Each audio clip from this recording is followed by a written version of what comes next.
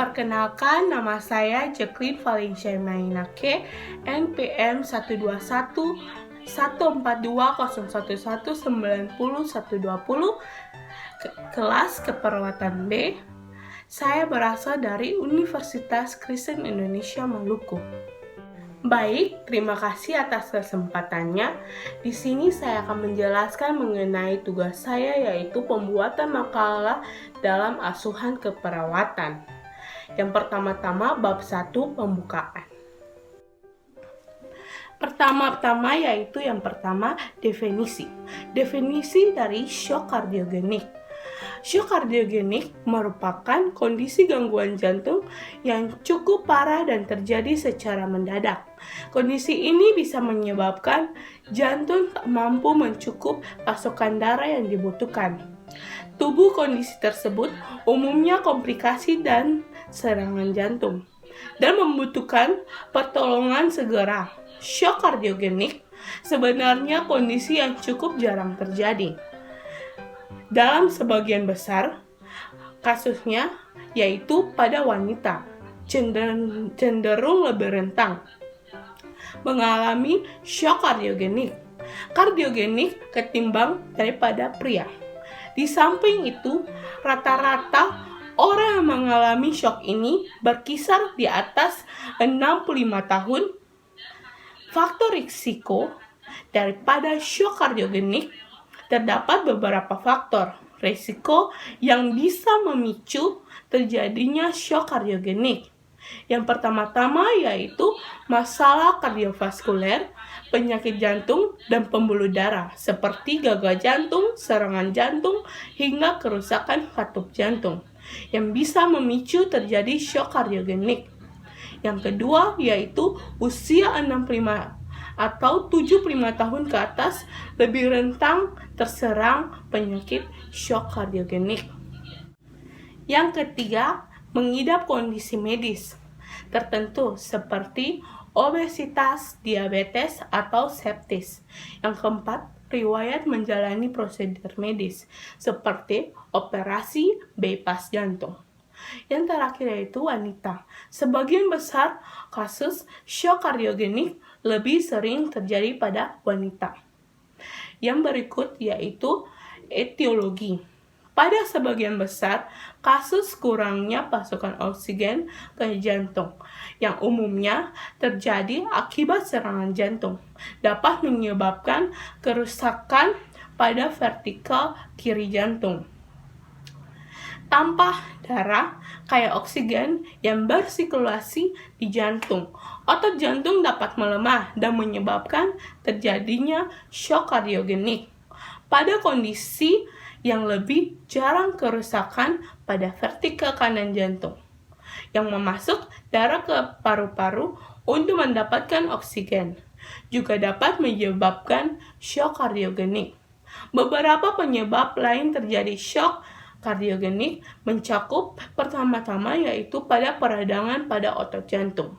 Yang kedua adalah infeksi pada katup jantung. Yang ketiga adalah kelemahan jantung akibat berbagai penyebab. Yang keempat yaitu overdosis obat atau keracunan zat yang mempengaruhi kemampuan jantung untuk memompa darah. Berikutnya, Sing and Shipton shock kardiogenik, yaitu gejala shock kardiogenik terjadi akibat menurunnya aliran darah ke jaringan tubuh. Tubuh salah satu khas terjadinya shock kardiogenik adalah kondisi penderitanya yang tidak kunjung membaik setelah pemberian cairan. Gejala-gejala akibat berkurangnya aliran ke jaringan tersebut antara lain yang pertama yaitu tekanan darah rendah dan hipertensi, yang kedua yaitu denyut nadi cepat namun lemah, yang ketiga sesak napas, yang keempat ujung tangan dan kaki terasa dingin, yang keempat yaitu frekuensi buang air kecil berkurang atau sama sekali tidak buang air kecil. Yang berikutnya itu pingsan atau penurunan kesadaran. Yang terakhir yaitu berkeringat dan pucat. Kita lanjut, yaitu Patofisiologi shock kardiogenik. Patofisiologi dari shock kardiogenik adalah adanya penurunan dan kontraktilitas miokardium yang menyebabkan curah jantung menurun, tekanan darah rendah, dan iskemia arteri koroner yang semakin memperburuk kontraktilitas jantung. Shock kardiogenik bukan hanya akibat disfungsi vertikal kiri, namun akibat gangguan pada seluruh sistem sirkulasi. Gangguan ini berupa vasokonstriksi sistematik dan pelepasan mediator inflamasi. Perubahan mikro yang terjadi pada miokardium dan perubahan seluler pada shock kardiogenik adalah sebagai berikut. Yang pertama, yaitu patologi miokardium. Adanya hambatan pada aliran darah arteri koroner yang menyebabkan miokardium yang diperdarahi tidak dapat berkontraksi. Jika daerah iskemik cukup luas, fungsi pompa vertikal kiri menurun yang dapat menyebabkan hipertensi sistemik. Iskemia akan menurunkan komplikasi miokardium dan mengganggu pengisian jantung sehingga meningkatkan tekanan pengisian vertikal kiri menurun menyebabkan hipertensi sistemik. Berikutnya, patologi seluler. Hipertensi jaringan dan hipoksia seluler menyebabkan glukolisis anaerobik akumulasi dari asam laktat dan asidosis intrasel. Pompa pada membran mirosit terganggu menyebabkan potensial transmembran menurun, terjadinya akumulasi natrium dan kalsium intrasel sehingga mirosit membengkak. Berikutnya yaitu perubahan makro. Perubahan makro yang terjadi baik pada jantung maupun perubahan sistemik akibat shock kardiogenik. Yang pertama yaitu mekanisme jantung pada shock kardiogenik. Pada shock kardiogenik terjadi penurunan kontraktilitas sehingga pada tekanan sistolik yang sama atau lebih rendah, vertikal mengeluarkan volume darah yang lebih sedikit. Setiap denyutan hal ini dapat menyebabkan penurunan volume di akhir sistolik. Untuk komposisi terhadap isi sekuncup yang berkurang, kompliansi diastolik berkurang meningkatkan pengisian diastolik dan tekanan diastolik akhir vertikal kiri. Yang kedua yaitu perubahan sistemik. Saat vertikal kiri tidak bisa memompa secara efektif akibat infrak, isi secukup dan curah jantung menurun, menyebabkan penurunan tekanan darah dan peningkatan volume akhir sistolik. Infrak miokard diperparah dengan perfusi miokardium yang terganggu akibat takiokardia dan hipertensi. Yang berikut C. Intervensi. Nomor diagnosa yang pertama, diagnosa keperawatan.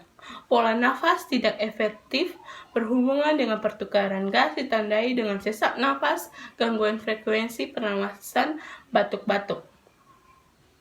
Tujuan, setelah diberikan asuhan keperawatan selama 3x24 jam, diharapkan pola nafas efektif.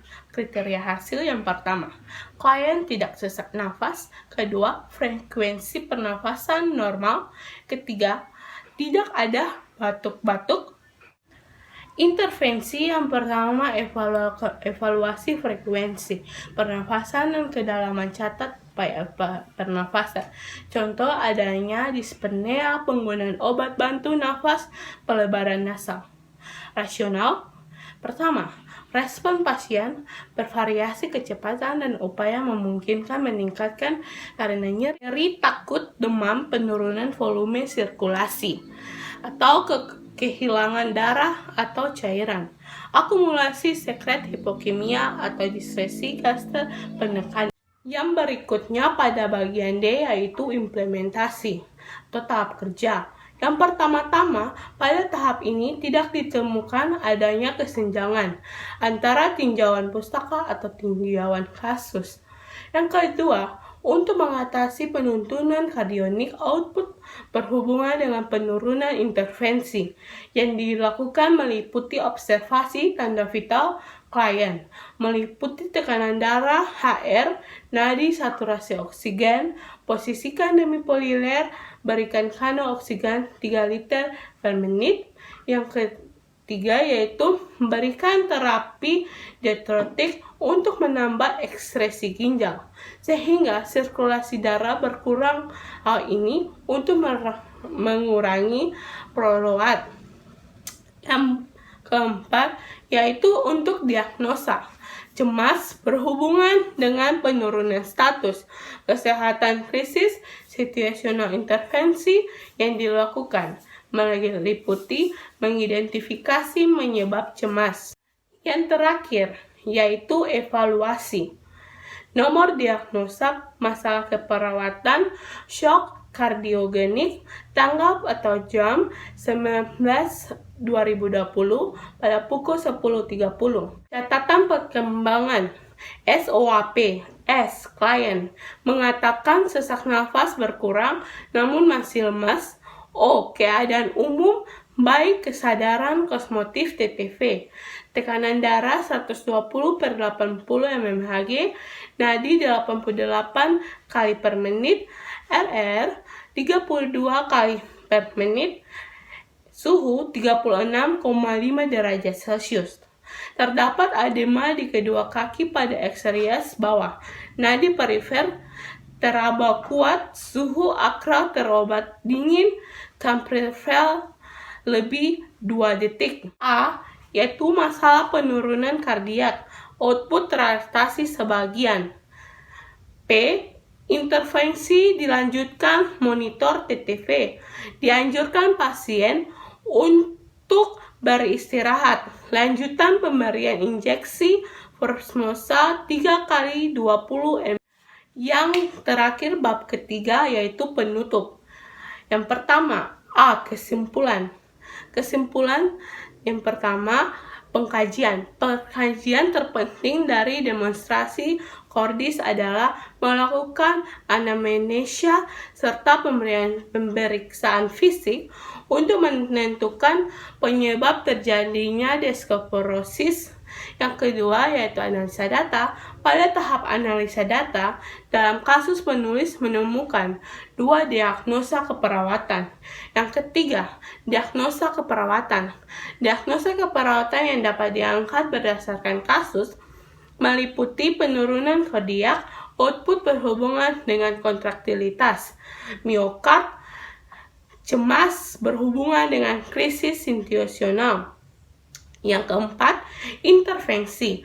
Pada tahap intervensi, dalam kasus nyata ada beberapa langkah tindakan yang ditambahkan. Selainnya terdapat pada tinjauan pustaka sesuai dengan kondisi klien. Yang kelima, implementasi.